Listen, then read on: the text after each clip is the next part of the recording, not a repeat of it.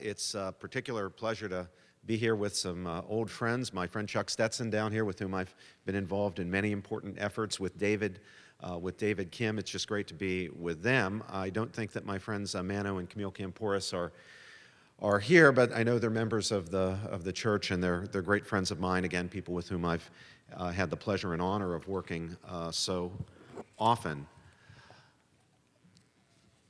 Many of the great figures in the history of Christian thought have held natural law doctrines and have developed the tradition of natural law thinking. And these include not only medieval thinkers and writers such as St. Thomas Aquinas, but also Reformation thinkers such as Luther and Calvin. Yet today I find that many Christians don't have a very clear understanding at all of what natural law is supposed to be all about. And that's true not only of Protestants, but of Catholics as well. So I've tried to make it part of my own intellectual mission to improve public understanding, especially among Christians of all traditions, of natural law, what it means, what it's all about, the way in which it provides a kind of common ground, a kind of common language and common set of principles that facilitate the cooperation of Christians with people of other faiths, and in many cases with people of no particular faith at all, on issues of common concern, issues of justice, issues of human rights, issues of the common good that are of concern not only to Christians, be they Protestant, Catholic, Eastern Orthodox, but also to Jews and people of other faiths. Now, one's knowledge of natural law, like all knowledge, begins with experience, but it does not end or even tarry there. Knowing is an activity. It's not something that happens to you, it's something that you do. It's an intellectual activity, to be sure, but an activity nonetheless. Now, we all have the experience of knowing, of coming to some degree of understanding about a subject matter that we're interested in. Little children, when they are given a new toy sometimes, if it's any sort of complex toy, will begin, those of you who are parents can testify to this for me, the kids will begin to take the toys apart. They want to figure out what's going on here. How does it work? They naturally are curious. They want to move from a situation of not knowing how the thing works to a situation of understanding how the thing works. To know is, as I say, an activity because it's not merely to experience. Our knowing begins with experience, but as I say, it doesn't end or even tarry there. Our minds don't simply passively record what comes in from the outside. No. Knowing is more than merely experiencing. Knowing is a complex and dynamic activity. The role of experience in the activity of knowing is to supply data on which the inquiring intellect works in the cause of achieving understanding. Getting that little kid from a situation where he doesn't have any idea how the thing works to at least some level of knowledge of what's going on inside this black box. Insights, which is what we have when we achieve some level of understanding, insights are insights into data. They are, as the philosophical theologian Bernard Lonergan brilliantly demonstrated by inviting readers to observe and reflect on their own ordinary intellectual operations, these insights of any kind in any field are the fruit of a dynamic and integrated process of experiencing, understanding, and judging. It's not just passively experiencing. The mind is active in grasping what's going on, understanding what the conditions are under which a proposition can be affirmed, and then grasping the fulfillment, if it indeed is there, of those conditions. So, what are the data supplied by experience that are at the foundation of the kinds of judgments that we're interested in today? Moral judgments, or slightly more broadly, practical judgments. I'm using practical here not in the modern idiomatic sense of pragmatic, but in Aristotle's sense, for any of you who've studied a bit of the history of philosophy. By practical judgments, Aristotle means judgments about what to do and not do. Judgments that are at the core of our ethical reflection. So what are the data supplied by experience for the judgments, the practical judgments, that are the basic insights that constitute knowledge of natural law. Well, I'm going to say this very abstractly and then explain myself. These data are the objects of intelligibly choice-worthy possibilities, possibilities that, inasmuch as they provide reasons for our choosing and acting, reasons of a certain sort, that is, more than merely instrumental reasons for our choosing and acting, we grasp not as bare possibilities, but as opportunities. Let me explain. There are some things that it is surely physically possible to do, but we all understand are pointless. Or if they have a point, the point can only be as a means to achieving some other goal. Their point is only instrumental. I could, it's possible, walk over to the door over there and stand on one leg for half an hour while you sat here and open and close the door. That's a possibility, right? I could do it. But unless I were doing it for some instrumental purpose, to get some exercise while getting air into the room, or to illustrate the philosophical point that I'm making, unless there's some instrumental purpose, it's just pointless. If I did it, and you asked me why I was doing it, and I said, just for its own sake, and you really believed me, and you didn't think I was really secretly trying to get some air into the room and get some exercise or illustrate a philosophical point, you'd send for the guys in the white coats, because that is just irrational behavior. But there are other types of activity, other choices that are not merely possibilities, but which we grasp as opportunities, because they have an intelligible point, despite the fact that their point is not merely instrumental to the achievement of some other goal. In our experience of true friendship, for example, we grasp by what is ordinarily an effortless exercise of what Aristotle called the practical intellect, the intelligible point of having or being a friend. We understand that friendship is desirable not merely for instrumental reasons. Indeed, a purely instrumental friendship would be no friendship at all. We'd just be using each other, whatever, even if we were friendly to each other or kind to each other, if we weren't really interested in the relationship and acting for the sake of it, that wouldn't be a friendship.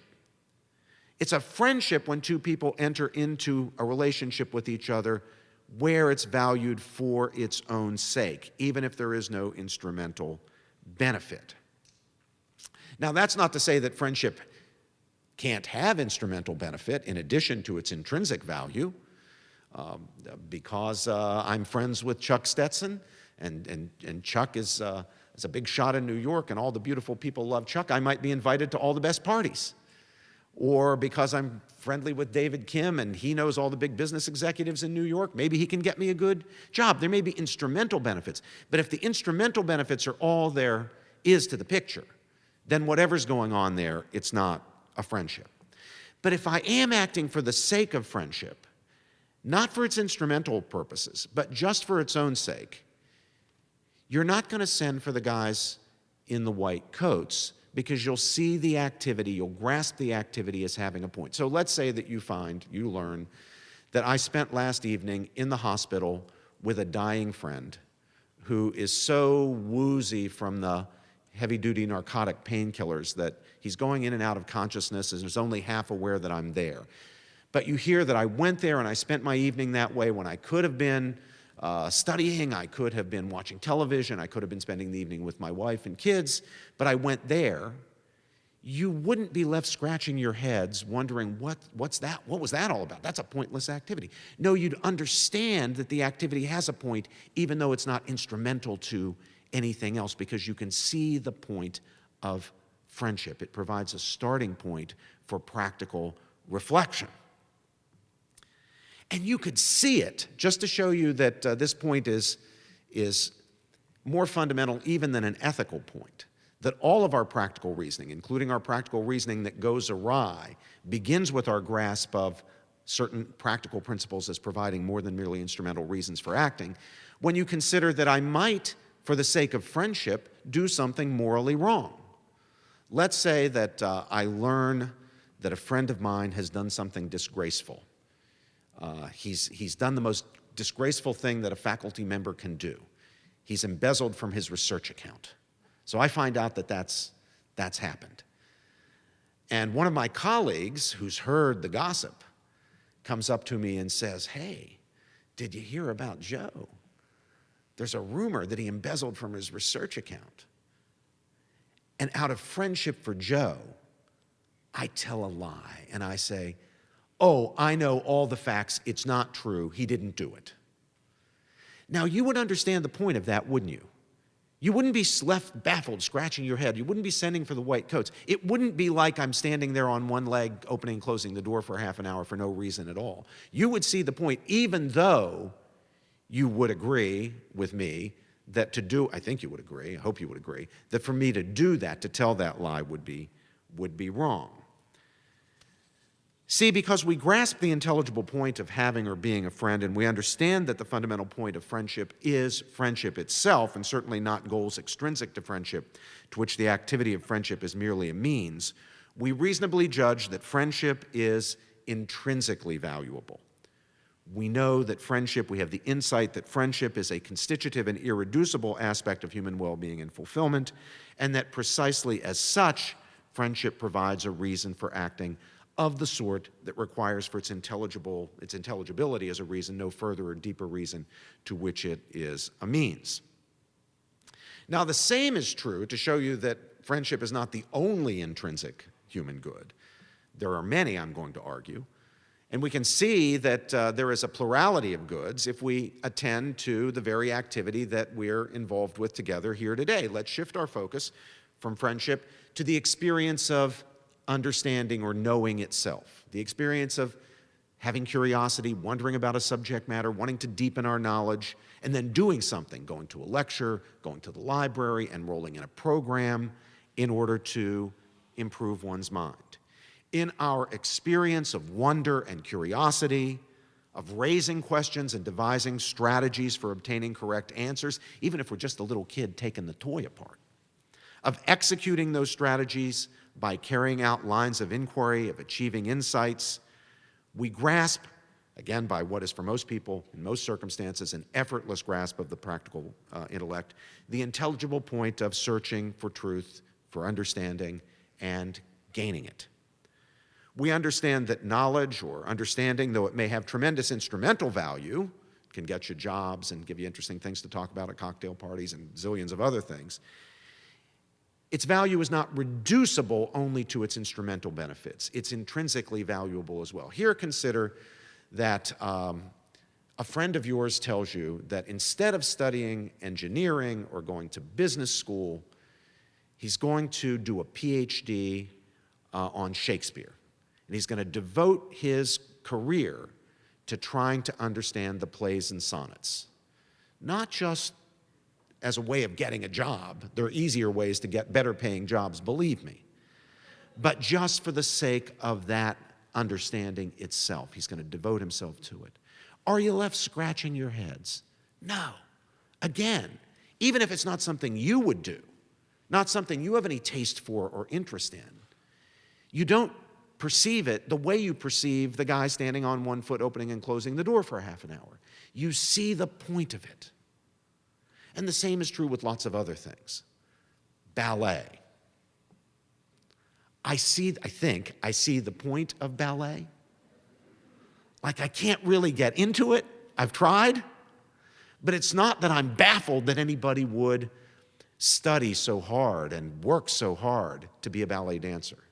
And I know from my daughter's experience in ballet school as a little girl just how much effort people put into that. And I'm not baffled that people would go to the ballet and spend a lot of money on tickets. I'm not baffled that they enjoy it, and not just enjoy it the way you might enjoy getting a drink if you're thirsty. It's not kind of filling an appetite, but they critically appreciate that skillful performance. Some of you who might not like football as much as I do might have the same attitude toward football. You see the point of the activity, even though it's not to your taste. You understand that there are skills involved that can be developed, that can critically be appreciated by sports fans and so forth. But back to knowledge. Just let's attend to what we're doing right here. To be attentive informed, thoughtful, clear-headed in one's thinking and judging, careful, judicious, is to be inherently enriched in a key dimension of human life. That's why people do things like spend a lot of money on academic programs, spend a nice Sunday afternoon when you could be somewhere else attending a lecture, reading books. We reasonably judge the activity of knowing then, or understanding, or seeking understanding, trying to improve our minds, to be an intrinsic human good, a constitutive and irreducible aspect of our flourishing as human beings, like friendship and a number of other types of activity, the appreciation of beautiful form and aesthetics, the appreciation of critical, of skillful performances, or the critical appreciation of skillful performances, the development of those skills and so forth. Like all of those things, knowledge provides a reason for choice and action, which really does require for its intelligibility to us as a reason, no further or deeper reason or sub-rational source of motivation to which it's a means. Natural law, then, is not something innate. It doesn't swing free of experience or of the data provided by experience.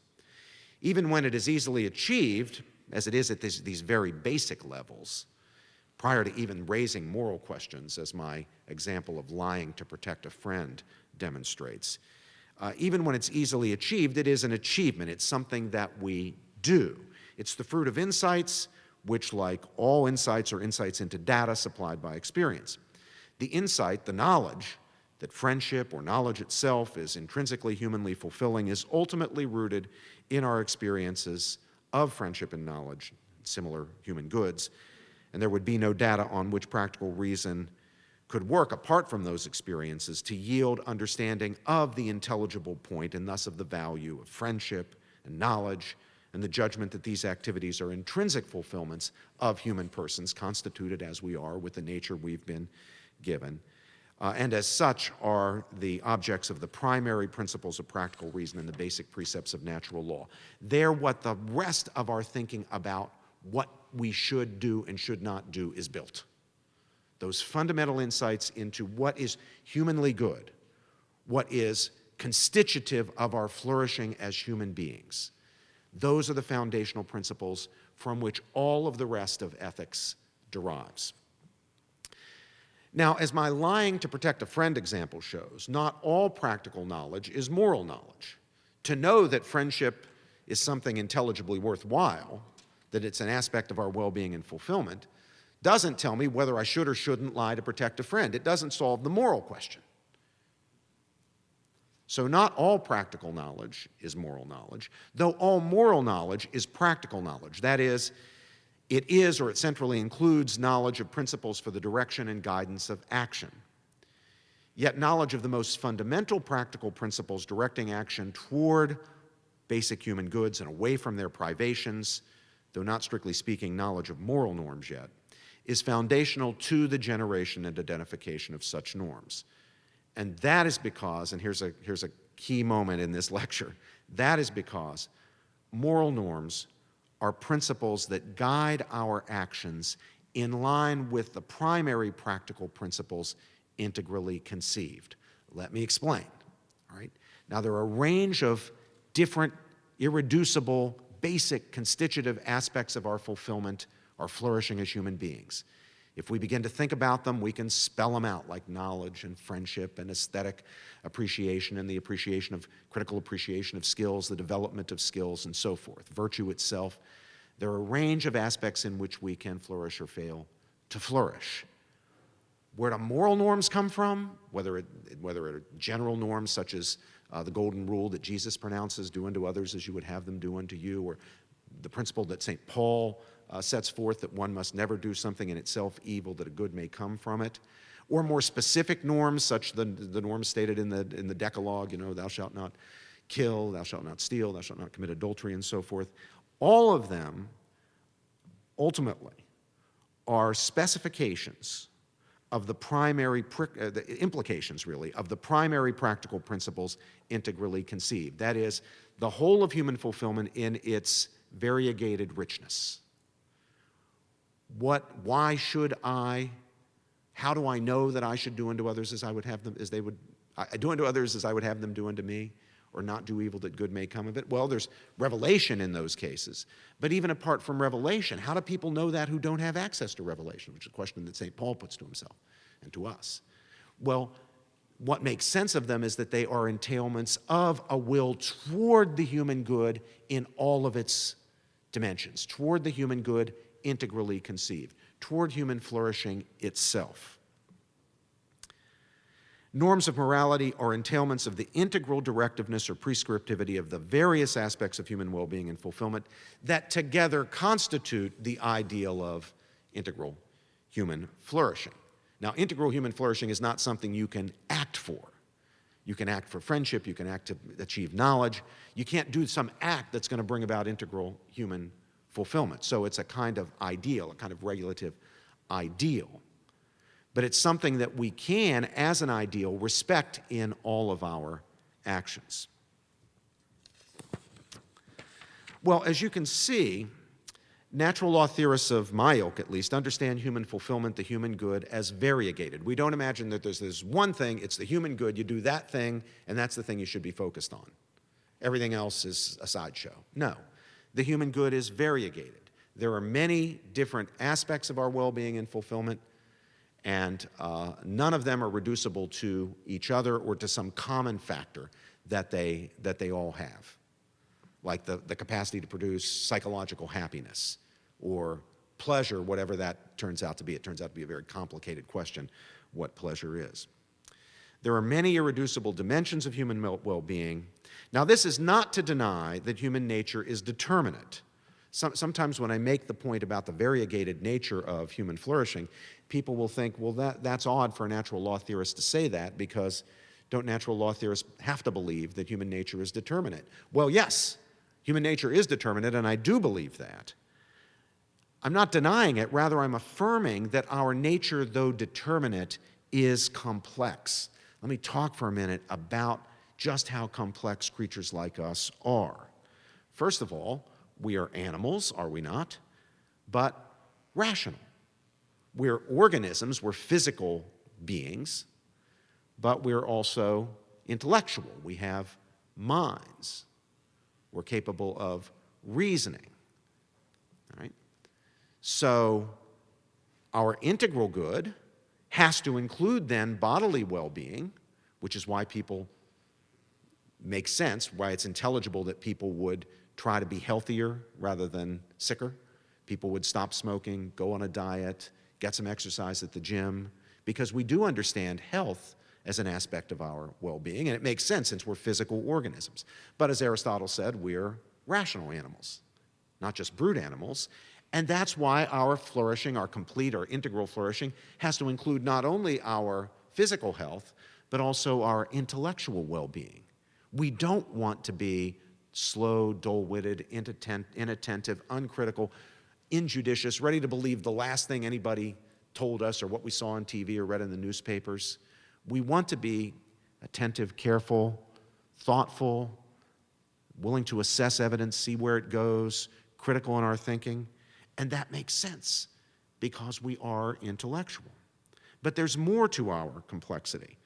We're not only physical and intellectual, we're moral creatures. We're capable of thinking about whether something's right or wrong, whether to do it or not. And we understand that by doing morally good acts, we build a morally good character. And we understand that by doing morally bad things, we damage our character, we decline. So just as you can flourish in terms of your health or fail to flourish in terms of your health, or flourish or fail to flourish in terms of your intellectual capabilities, we can flourish or fail to flourish morally. We can do good things and build a good moral character, or do bad things and suffer the consequences of that. We're in this respect very much unlike brute animals. The lion just doesn't deliberate about whether to take down the gazelle. The lion can't face up to a moral question. There is no moral question for the lion. We can decide whether to embezzle money, cheat on a spouse, assault somebody. We can make those kinds of choices because we are moral creatures. Christians and other believers believe that we're not merely moral, but also spiritual creatures. We can do things for the sake of our spiritual well-being. We can pray. We can attend services. We can sing hymns. There are things we can do so that we'll flourish rather than decline spiritually. So think of all those complexities. Yet there's more. We are individuals. We come packaged as individual organisms. But friendship and sociability are not merely extrinsic goals that we may have. They are themselves aspects of our flourishing, constitutive aspects of our flourishing. We know the difference between, if you remember A Christmas Carol, being Ebenezer Scrooge, misanthropic, friendless, lonely, and being old Mr. Fezziwig. Do you remember Mr. Fezziwig from A Christmas Carol, do you? Yeah? There's a guy who knew how to have and appreciate friends. At least in that dimension of his life, he was flourishing, even when his business was declining. He was flourishing because he was rich in friendship and good relationships. Scrooge was the opposite. Once the ghostly visitors turned on the lights for Scrooge, he could see that he needed to do things to get himself into better shape in that dimension of his being. Well, by reflecting on these many basic goods of human nature, especially those most immediately pertaining to social and political life, natural law theorists propose to arrive at a sound understanding of principles of justice, including those principles we call human rights. Now, in light of what I've already said about how natural law theorists understand human nature and the human good, it should be no surprise to learn that natural law theorists typically reject both strict individualism and collectivism. And it seems to me that this is a contribution of natural law thinking to the Christian tradition. The Christian tradition did not invent natural law thinking. You've already heard my references to Aristotle, obviously. Plato is a major figure in the tradition. The Roman jurists, people like Cicero, are major figures. Christian thinkers certainly have contributed massively to the tradition, and Christianity is the principal bearer of the natural law tradition in the modern world. But I think you see reflected in Christianity as it's developed these natural law insights that require us to reject both strict individualism and collectivism. Radical individualism overlooks the intrinsic value of human sociability and tends mistakenly to view human beings, ourselves and others, atomistically. It understands relationships as valuable, to be sure, but valuable only instrumentally. Why should I enter into relations with others? Because often by entering into relations with others, I, and perhaps they too, will more effectively and fully achieve other goals that we happen to have, more effectively than we could achieve them on our own. So friendship is understood, or sociability is understood as an important instrumental value, but its intrinsic value is effaced. It's seen as valuable only or mainly for its extrinsic benefits.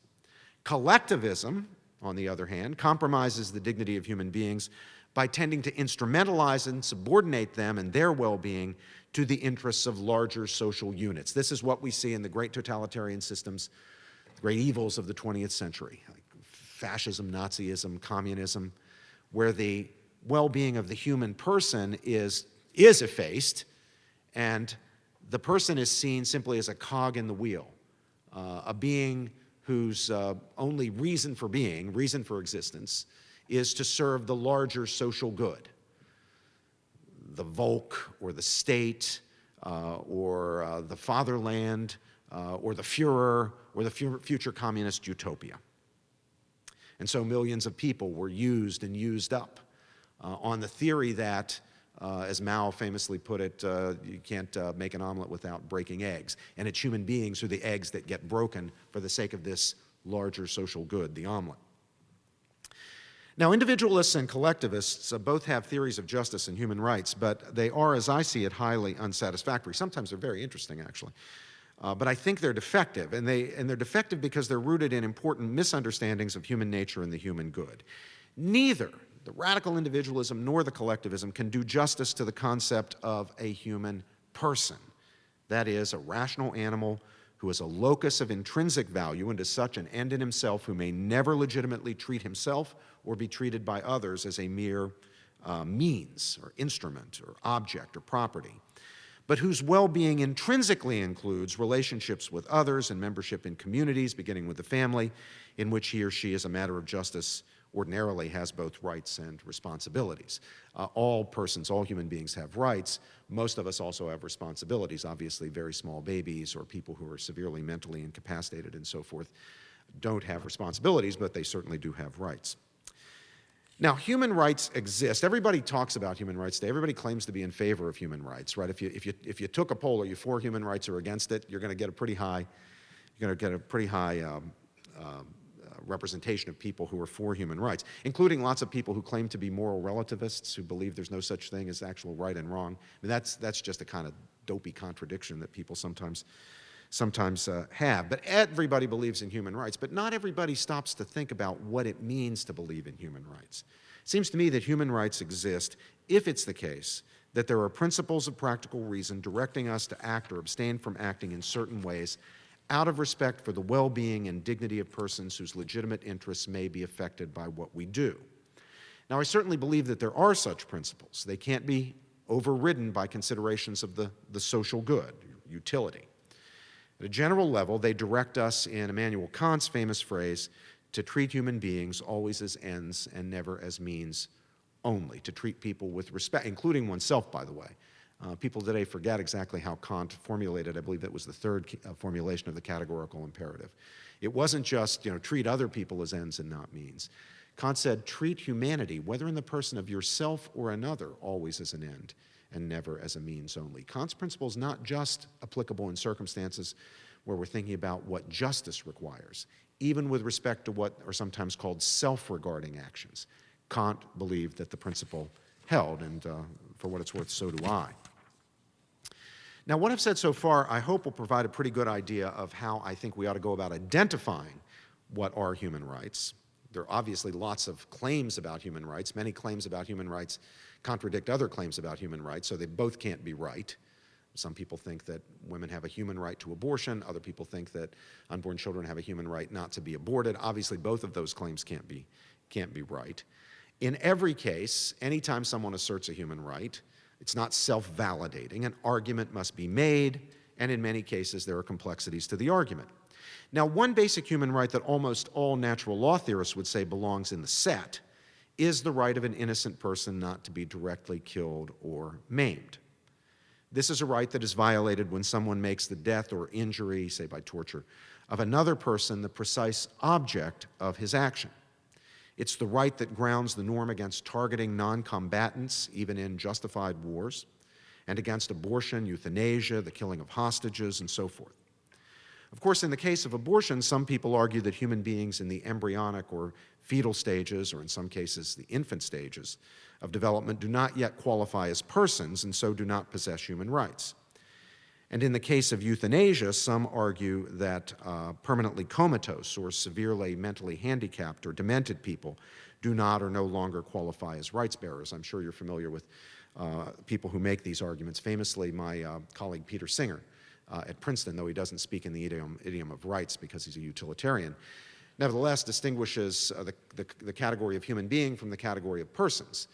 And he acknowledges, with something which is, of course, as a matter of scientific fact, you have to acknowledge, not everybody does, but as a matter of scientific fact, you should, that from the earliest embryonic stages, you have a human being. Singer doesn't deny that. He affirms that. Of course, what's being destroyed in an abortion is a human being. But he says what you don't yet have is a person. So not all human beings are persons. Some human beings, embryos, fetuses, even infants, according to Singer, aren't yet persons. They don't have interests yet that count. And at the other end, there are some human beings who maybe once were persons but are no longer persons, according to Singer and others who share this view. Sure, they're human beings, people suffering from severe dementias or who are in minimally conscious states, people like Terry Schiavo, but they're no longer persons, so their rights don't count. And of course, on this account, there are also some people who are congenitally severely handicapped, who, though human beings, of course, would not count as persons ever. They weren't persons before, they're not persons now, they never will be persons. Now, I reject this myself. I believe that all human beings are persons. I think that Singer's claims and the arguments that he marshals in support of them are very gravely mistaken, but I won't here go into my reasons for thinking that the moral status of a human being cannot depend on his or her age or size or stage of development or condition of dependency or whether he or she has yet achieved consciousness or self-awareness or anything like that. I presented my argument in great detail in numerous places, and anybody who is interested in the argument might have a look at my book with Christopher Tollefson in 2008 called Embryo, A Defense of Human Life. Here I'll only say that people who do not share with me the conviction that human beings in the early stages of development and those in severely debilitated conditions are rights bearers may, nevertheless, agree that whoever qualifies as a person is protected by the norm against direct killing of the innocent. The outliers here will be utilitarians like Singer, who simply don't accept the norm that says that you should never directly kill an innocent person.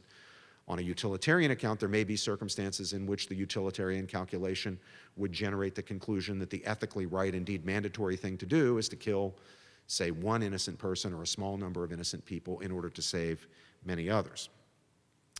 Now, the natural law understanding of human rights that I am here sketching is connected with a particular account of human dignity, one that I think is in perfect harmony with what we have in the Scripture.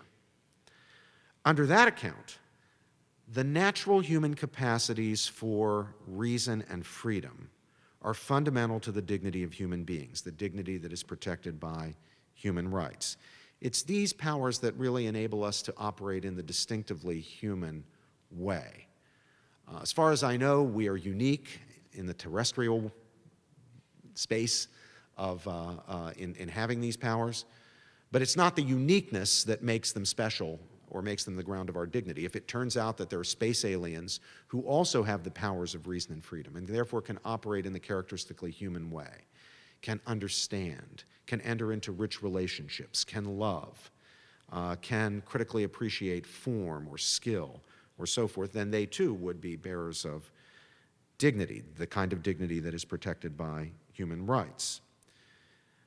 The basic goods of human nature are the goods of a rational creature. That is, a creature whose nature is a rational nature, a creature who, unless impaired or prevented from doing so, by, for example, violence or killing him before the powers actually develop to the point where they're immediately exercisable, naturally develops and exercises capacities for deliberation, judgment, and choice, the capacities that enable us in their full flower to operate in the characteristically and, so far as we know, distinctively human way, to laugh, to appreciate literature and poetry, to understand, to develop skills, to love. Now, these capacities are, in a literal, if limited sense, godlike. In fact, from the theological vantage point, they constitute, it seems to me, as it has to many others in the Christian tradition, they seem to constitute a certain sharing, limited, to be sure, but real, in divine power. This is what must be meant, it seems to me, by the otherwise extraordinarily puzzling biblical teaching that man, though dust of the earth, is made in the very image and likeness of God. After all, what else could that mean, that teaching from Genesis? It can't mean that we're made in the image and likeness of God can't mean that God has 5 fingers on each of 2 hands and hair on his head and a nose. That can't be it. So how is it that we are God-like? How is it that we're made in the image and likeness of God? It seems to me that we're God-like in that God shares with us, but so far as we are aware, with no other creatures, these powers, these literally awesome, awe-inspiring powers to cause things one is not caused to cause. Powers that are only understandable as going beyond the material, as spiritual powers that enable people to be truly creative, as God is creative, indeed to be co-creators with God. which would not be possible if all of our actions were simply determined by material processes. But whether or not one recognizes biblical authority or even believes in a personal God, it's true, and I think we can understand it to be true, that human beings possess a power traditionally ascribed to divinity, and not just in the Jewish and Christian traditions, namely that power to cause things that one is not caused to cause. That's awesome. Anytime you think you're in the presence of a reality that can cause things that reality is not caused to cause, the reaction that you will have is one of awe. Even primitive pagan peoples will be awestruck, when they believe or perceive that they're in the presence of such powers. But those are powers that we know from our own experience we share. And we know from Scripture God has shared with us as a gift, making us different from all the brute animals. It's the power to envisage a possible state of affairs that does not exist, to grasp the value, the intelligible point of bringing that state of affairs into existence, and then to be able to act by choice on one's reasons, and not merely by impulse or instinct like a brute animal to bring it into being. That state of affairs may be anything from the development of an intellectual skill or the attainment of a deepening of understanding of some subject matter, to the creation or critical appreciation of a work of art or the development of a skill, to the establishment of friendship. Its moral or cultural significance may be great. You might be Michelangelo creating the statue of David, or far more commonly, comparatively minor. We go around, we lead our lives every day acting on reason, in freedom, doing things that we're not forced to do, that we're not caused by material processes to do, acting on deliberation, judgment, and choice, and making things happen and getting through our lives, doing things. What matters for the point I am now making is that it's a product of human reason and freedom. It's the fruit of deliberation, judgment, and choice. It's the stuff that makes humanity as we know it possible. Now, of course, a further question will present itself to the mind of anyone who recognizes the godlikeness of our capacities for rationality and freedom, capacities that are immaterial and therefore I think we must conclude spiritual in nature. The only way to get around that is to embrace some kind of reductionism of what appear to be free choices to material processes, which always run up against a wall. That question is whether beings capable of such powers could exist apart from a divine source and ground of their being. That's the God question. And it's going to come up.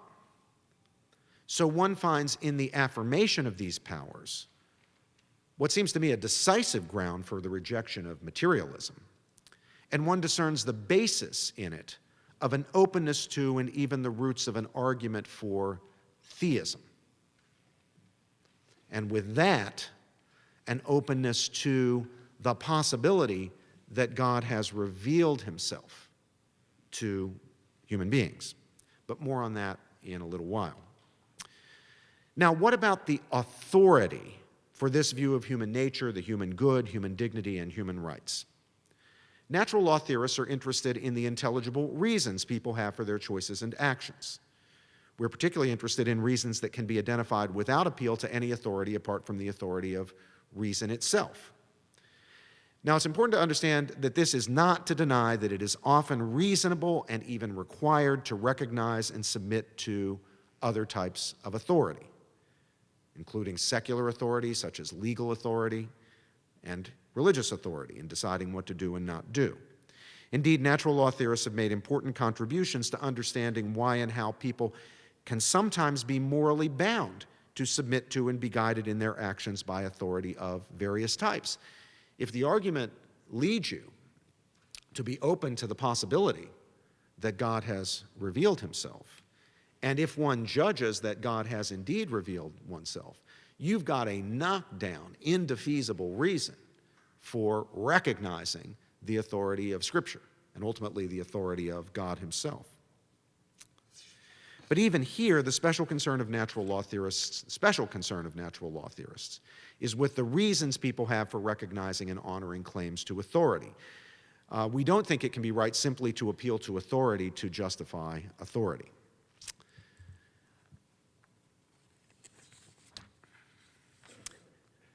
Now, of course, there are plenty of people today who embrace philosophical or ideological doctrines that deny the capacities I maintain are at the core of human dignity. Often they are reductionists who actually don't believe in human reason and freedom. They believe that reason and freedom, in anything more than an instrumental sense of reason, are illusions. They adopt a purely instrumental and essentially non-cognitivist view of how the mind works when the mind is deciding what to do. The view that was most colorfully, I think, put by one of its early exponents, the 18th century skeptical British philosopher David Hume, who said, in speaking of our capacity to reason about what to do, practical reason, who said that reason is and ought only to be the slave of the passions and may pretend to no office other than to serve and obey them. On this Humean account, which is widely believed today in some circles, we can never reason about ends. We can never reason about what to do. We can never reason about what ultimately is worth doing or worth having or worth choosing. All we can reason about are means. Our ends, our goals, will be given by passion, desire, feeling, emotion, and all our reasoning is about is how to get what we want, as a mere brute fact, more efficiently and get more of it. Reason is the slave of the passions. The ends people pursue on this account are given by non-rational motivating factors. Hume's predecessor, the English political theorist Thomas Hobbes, had the same thought. He expressed it equally colorfully. The thoughts are to the desires, he said. The thoughts, the mind, the intellect. The thoughts are to the desires, Hobbes said, as scouts and spies to range abroad and find the way to the thing desired. Again, the intellect is reduced to a purely instrumental role. You can't reason about what to want, only how to get what you want. Mother Teresa wants to bring comfort and care and the gospel message to dying people on the streets of Calcutta. Hitler wants to push his victims into ovens. Well, reason can't tell you which of those desires is superior. Can't adjudicate between desires.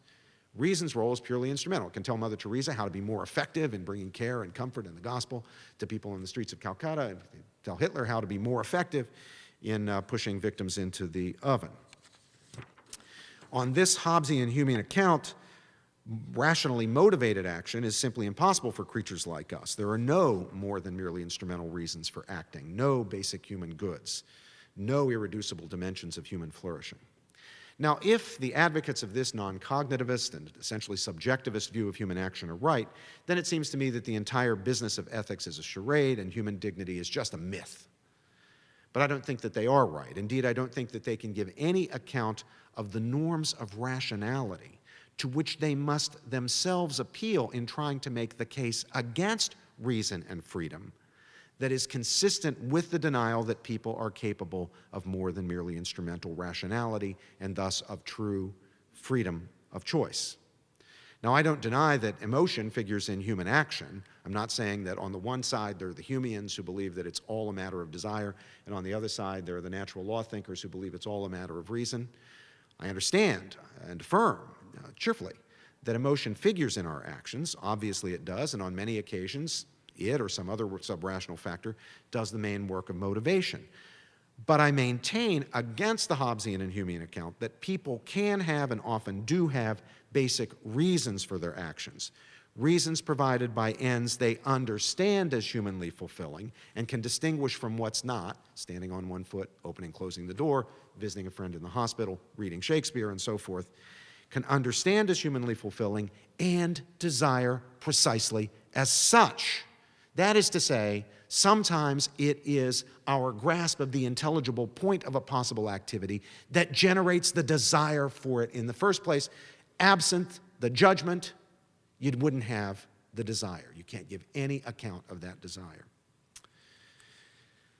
Now, if I and other natural law theorists are correct in affirming that human reason can identify human rights as genuine grounds of obligation to others, how can we explain or understand widespread failures to recognize and respect human rights and other moral principles? If we are capable of knowing moral truth, whether it's about rights or other moral principles, why doesn't everybody just do it? Well, as human beings, we are rational animals, but we are imperfectly rational. Everybody who's ever lived in the whole history of the human race has known this. This is universal knowledge. We all know that human beings are imperfectly rational. We are prone to making intellectual and moral mistakes and capable of behaving grossly unreasonably, especially when deflected by powerful emotions that run contrary to the demands of reasonableness. Christians have a name for this. We call it sin. And another name, fallenness. We suffer weakness of will and darkness of intellect. Even when we follow our consciences, as we are morally bound to do, we can go wrong. A judgment made in good conscience may nevertheless be erroneous. Our conscience may be badly formed. Of course, sometimes people fail to recognize and respect human rights because they have self-interested motives for doing so. In most cases of exploitation, for example, the fundamental failing is moral, not intellectual. In some cases, though, intellectual and moral failings are closely connected. Selfishness, prejudice, partisanship, vanity, avarice, lust, ill will, and other moral delinquencies can, in ways that, as we all know, are from our own lives, sometimes quite subtle, impede sound ethical judgments. Not only impede us from doing what we know is right, but interfere with our judgment of what is right, including judgments pertaining to human rights. Whole cultures or subcultures can be infected with moral failings that blind large numbers of people to truths about justice and human rights. And ideologies hostile to these truths will almost always be both causes and effects of these failings. Consider, for example, the case of slavery in the antebellum American South. The ideology of white supremacy was both a cause and an effect of many people's blindness to the wickedness of slavery, to a whole culture or subculture just going wrong, not getting it on the issue of slavery. The ideology of white supremacy was both a cause of the blindness of people to slavery and an effect of the exploitation and degradation of its victims. Well, let me finally turn, as I promised I would, more fully to the question of God and religious faith in natural law theory. Most, but not all, contemporary natural law theorists are theists, mostly Christians, but also some Jews. The great Jewish scholar Rabbi David Novak has been a major figure in natural law thinking, and even some Muslims, especially in the Shia tradition, where the term is not used, but the concept, nevertheless, seems to be there and important. Theists believe that the moral order, like every other order in human experience, is what it is because God creates and sustains it as such. In accounting for the intelligibility of the created order, they infer the existence of a free and creative intelligence, a personal God. They argue that God's creative free choice provides the only ultimately satisfactory account of the existence of the intelligibilities humans grasp in every domain of inquiry, not just in ethics or practical reasoning, in the natural sciences, in the social sciences, in the humanities, in the study of logic, in the technical disciplines where we are using our minds to bring effective means to bear to achieve preordained ends. Now, natural law theorists do not deny that God can reveal moral truths, and most of us believe that God has chosen to reveal a great many such truths. That's especially true of Christians and Jews. However, natural law theorists also affirm that many moral truths, including some that are revealed, can also be grasped by ethical reflection, even apart from revelation. They assert, together with St. Paul in the letter to the Romans, that there is a law written even on the hearts of the Gentiles who do not have the law of Moses, a law the knowledge of which, as Paul makes clear, is sufficient for moral accountability and even judgment. So the basic norms against murder and theft, for example, though revealed in the Decalogue, are knowable even apart from God's special revelation. The natural law can be known by us, and we can conform our conduct to its terms by virtue of our natural human capacities for deliberation, judgment, and choice. Capacities that are in play even in the most intimate of religious experiences. It's those capacities, after all, that enable us as Christians even to enter into a personal relationship with Christ. Gorillas can't do that. Dolphins can't do that. You need certain capacities for reason and freedom in order to do that. And in giving us those capacities, endowing us with those literally godlike, although in a very limited way, capacities, the encounter with Christ is made possible. Now, the absence of a divine source of the natural law would be a puzzling thing, just as the absence of a divine source of any and every other intelligible order in human experience would be a puzzling thing. An atheist's puzzlement might well cause him to reconsider the idea that there's no divine source of the order we perceive and understand in the universe. That's happened to a lot of atheists. Most recently and most famously recently is the famous atheist Anthony Flew, who on precisely this ground, toward the end of his life, switches the position that he'd held and dined out on and gotten paid for I don't mean that in a derogatory sense. He was a philosopher who made his reputation in the defense of atheism, and who on precisely this ground, toward the end of his life, flips and affirms theism, although not, as far as I could tell, going all the way to Christianity. And in the story of the conversions of many of the great Christian philosophers of the 20th century, gosh, just think of them, Elizabeth Anscombe, Peter Geach, for those of you who know some philosophy, Peter Geach, Michael Dummett, Alastair MacIntyre, John Finnis, and Nicholas Rescher, so many, the account is precisely this account. The absence of a divine source of the natural law would be a puzzling thing, just as the absence of a divine source of any and every other intelligible order in the human experience would be a puzzling thing. So it might cause an atheist or a secularist to reconsider whether there could be a source, a divine source of the order we perceive and understand in the universe. It's far less likely, I think, to cause someone to conclude that our perception is illusory or that our understanding is a sham, though that is certainly logically possible. In my own experience, I mean, I was a colleague of Richard Dawkins for many years in Oxford. We were in the same common room in New College. We knew each other quite well. And there are many other contemporary atheists. In my experience, the denial of the possibilities of reason and freedom kind of precede the judgments about God. It's not the other way around. It's not that they come to atheism, and as a result of coming to atheism, they ditch their belief in reason and freedom in the robust sense in which Christians and the whole natural law tradition affirm them. The question then arises, can natural law, assuming that there are truly principles of natural law, provide at least some measure of common ground, morally and perhaps even politically, for people who do not agree on the existence or the nature of God and the role of God in human affairs? Can it provide some common ground for a common ethic, even if limited, in our domestic politics, in our domestic culture, and perhaps even internationally in the discussion, for example, of international human rights? Well, in my view, anybody who acknowledges the human capacities for reason and freedom, the capacities that ground the possibility of our laughing and loving and enjoying poetry and football and ballet and even entering into relations with God and with the person of Jesus Christ, has good grounds for affirming human dignity and basic human rights.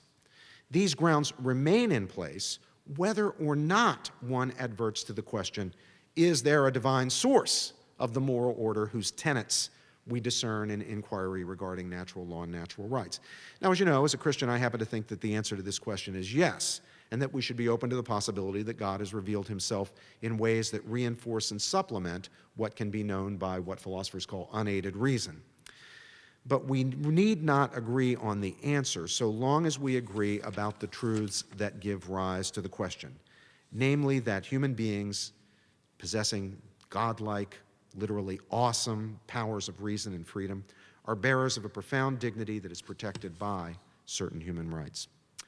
So if there's a set of norms, including norms of justice and human rights, that can be known by rational inquiry, understanding, and judgment, even apart from any special revelation, then these norms of natural law can provide the basis for some common understanding of human rights.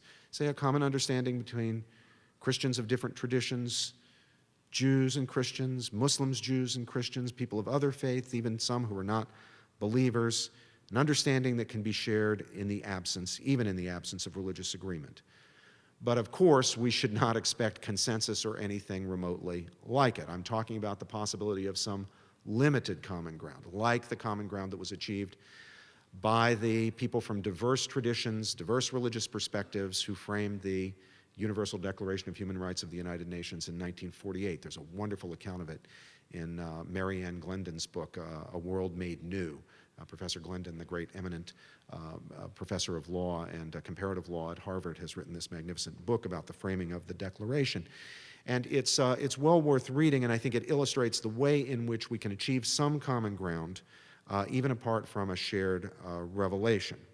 But we shouldn't expect and can't expect consensus. It will be limited. There are moral skeptics who deny that there are any moral truths, or that anything could be really wrong. There are religious fideists of different traditions who hold that moral truths simply cannot be known apart from God's special revelation. We've got it in our tradition, and that's it. And even among those who believe in natural law, there will be differences of opinion about its precise content and implications for certain issues. Many issues are just very difficult, including ethical issues are very difficult. So it is, I believe, our permanent condition to discuss and debate these issues, both as a matter of abstract philosophy and as a matter of practical politics. I don't think we're going to close down the great debate that began when Socrates wandered around Athens, sort of raising a lot of impertinent questions and got himself executed for it. The debate will necessarily go on, but that's at least a full employment policy for those of us who teach philosophy. Thank you.